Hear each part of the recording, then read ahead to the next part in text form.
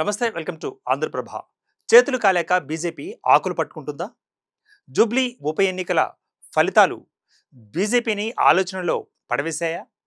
BJP ఎన్నికల ఫలితాలను Telangana BJP cadre enjoy చేయడంతోనే సరిపెట్టుకుంటుందా? బీజేపీ చేసిన నెగటివ్ ప్రచారం కలిసి రాలేదా?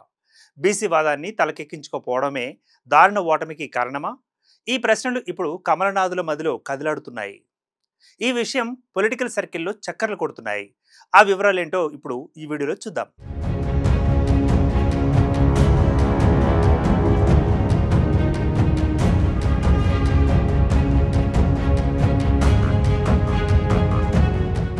జూబ్లీహిల్స్ ఉప ఎన్నికల ఫలితాలు ప్రతిపక్షాలను ఆలోచనలో పడవేశాయి.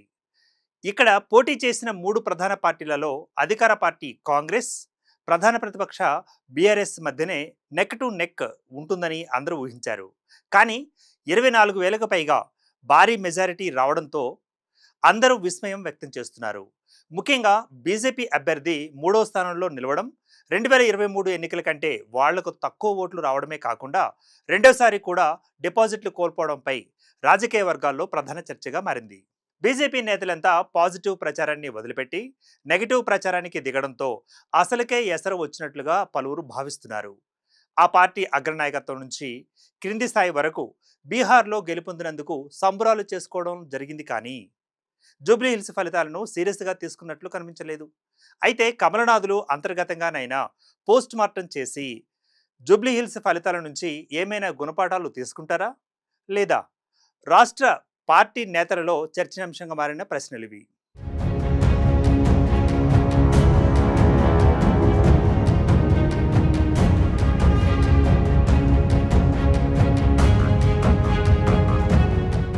ఇక జూబ్లీహిల్స్ నియోజకవర్గంలోని 4 లక్షలకు పైగా ఓటర్లలో 1,00,000 మంది ఒకవైపు, 3 లక్షల మంది మరోవైపు అంటూ డైరెక్ట్గా ఒక వర్గాన్ని ఉద్దేశించి విమర్శలు చేయడంపై కూడా రాజకీయ వర్గాలు, ప్రజలు జీర్ణించుకున్నట్టు లేదని వచ్చిన ఫలితాలు స్పష్టం చేస్తున్నాయి. అజరుద్దీన్కు మంత్రి పదవి ఇవ్వడంపై కూడా బీజేపీ తీవ్రంగానే విమర్శించింది.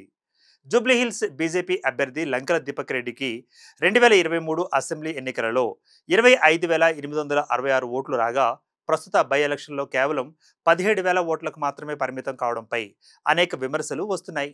ఒక జాతీయ పార్టీ రానున్న 2028 అసెంబ్లీ ఎన్నికలలో రాష్ట్రంలో డబుల్ ఇంజిన్ సర్కారు ఏర్పాటు చేయాలని భావిస్తున్న పార్టీ జూబ్లీహిల్స్ ఉప ఎన్నిక రూపంలో వచ్చిన అవకాశాన్ని సద్వినియోగం చేసుకోలేదనే వాదనలు కూడా వినిపిస్తున్నాయి.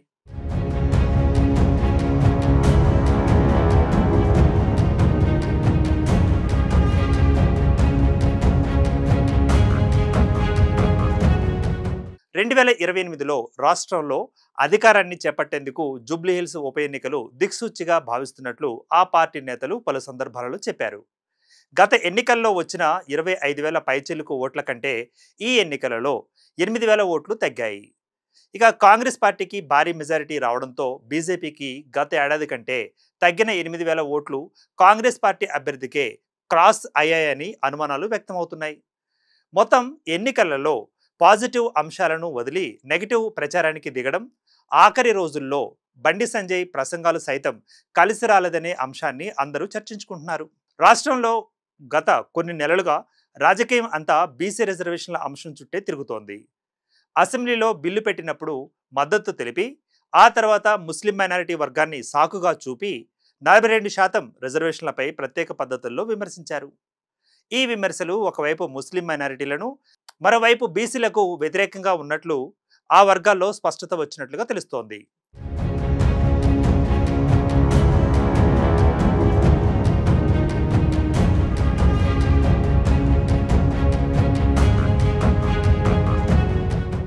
బీసీ సామాజిక వర్గానికి చెందిన కాంగ్రెస్ పార్టీ అభ్యర్థిని ఎంఐఎం పార్టీ అభ్యర్థిగా బీజేపీ ప్రచారం చేసింది.